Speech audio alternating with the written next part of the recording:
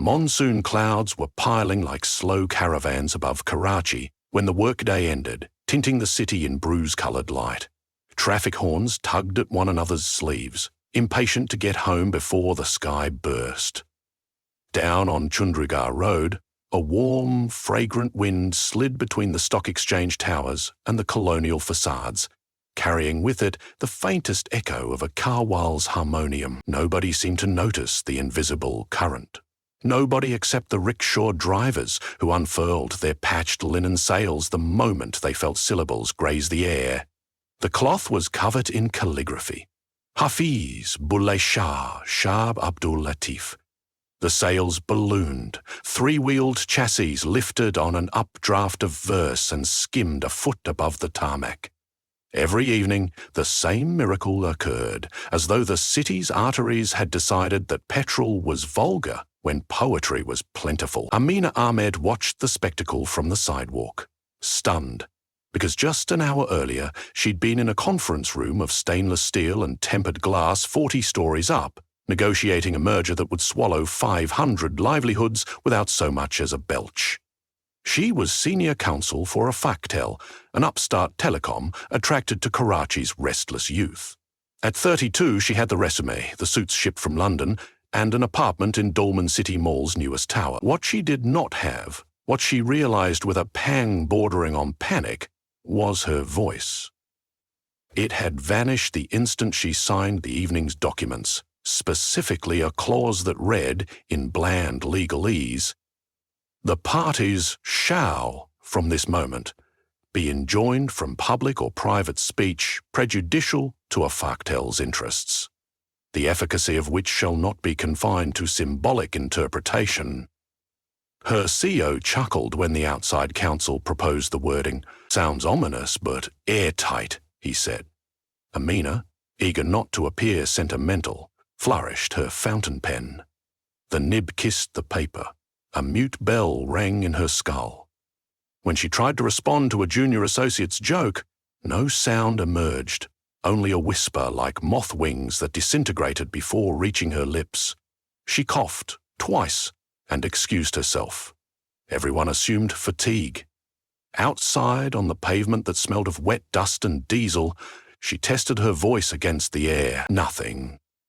Her phone's speech-to-text assistant prompted her futilely. Her throat worked, her tongue obeyed, yet the world refused to hear her. The corporate clause had exacted a literal price. She needed to get home. Uber required verbal confirmation, and the taxi stand was a battlefield of elbows.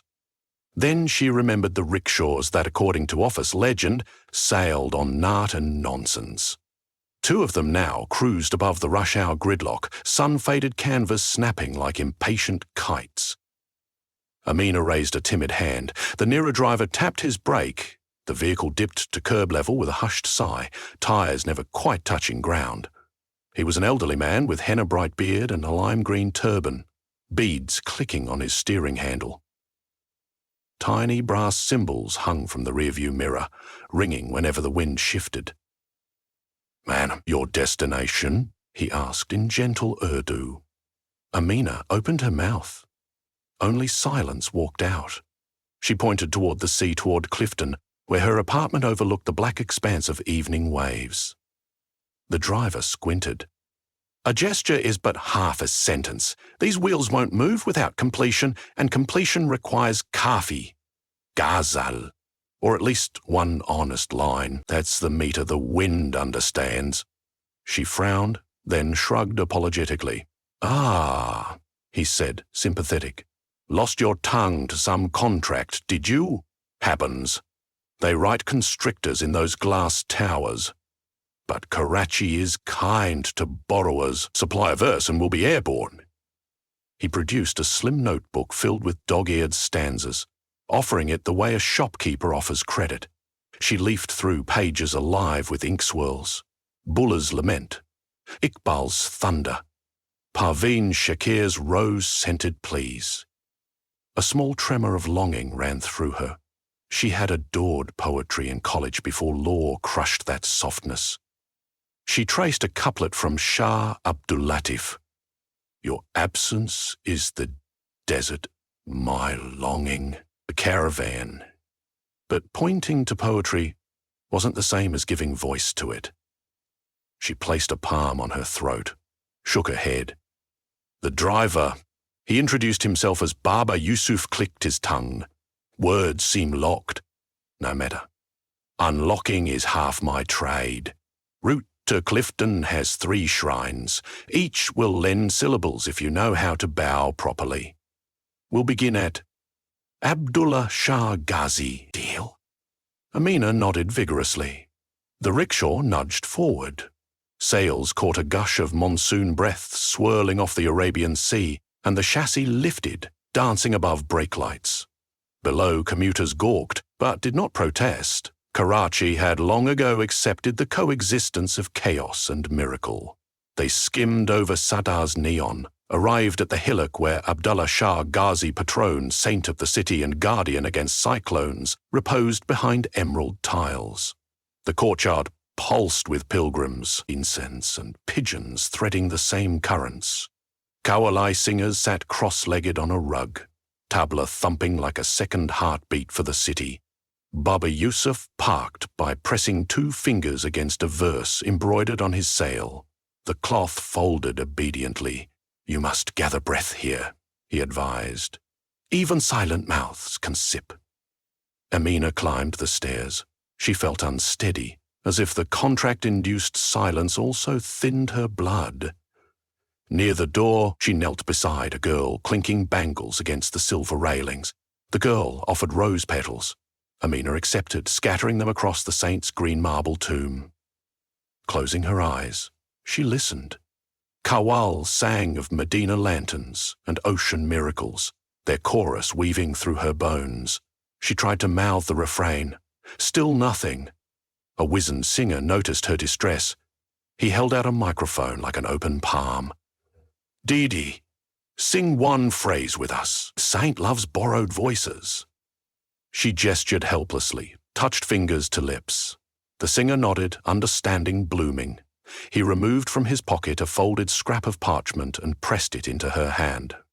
It's a fragment of Amir Khusro. Keep it near your heart. It will speak when you cannot. She unfolded it. If there be a paradise on earth, it is here, it is here, it is here. The calligraphy shimmered. She clutched the verse, feeling warmth seep into her pulse. Electricity tingled at her throat. Not yet sound, but promise. She hurried back to the rickshaw. Baba Yusuf read her eyes. Got a spark?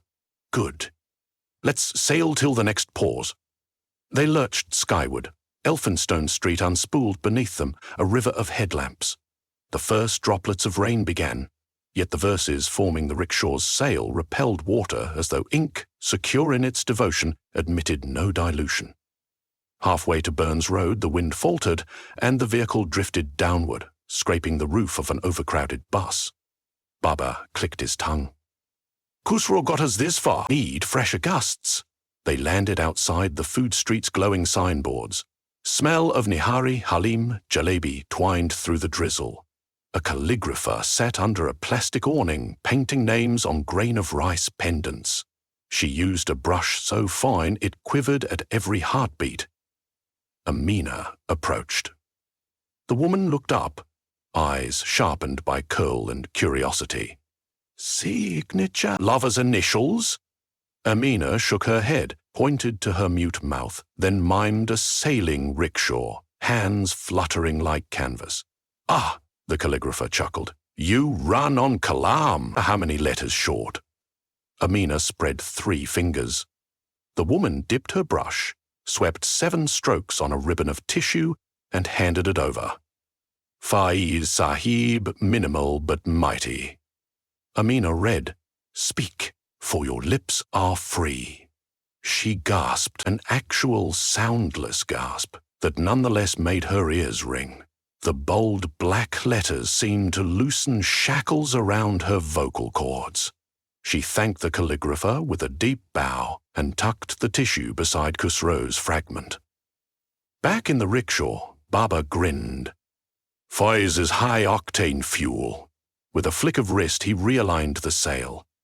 The rickshaw surged, vaulting past Quai-des-Armes mausoleum, whose white marble domes glowed under lightning. They sliced through ascending rain until they hovered parallel with the 23rd floor of MCB Tower. Meteorologists talk about trade winds. Karachi has trade verses, and tonight they were capricious. Suddenly a lull, like a skipped heartbeat. The rickshaw trembled. Another stall, Earl muttered. Need a third stanza to braid the rope stronger. They landed beside Meriwether Clock Tower, where Kachuri vendors huddled beneath corrugated tin.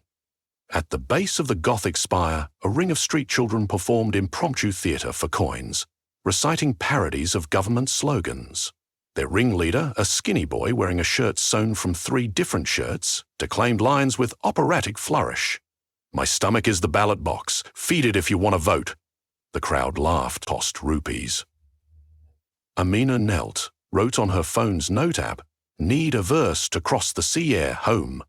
She showed the screen to the boy. He squinted, then tapped his chin theatrically.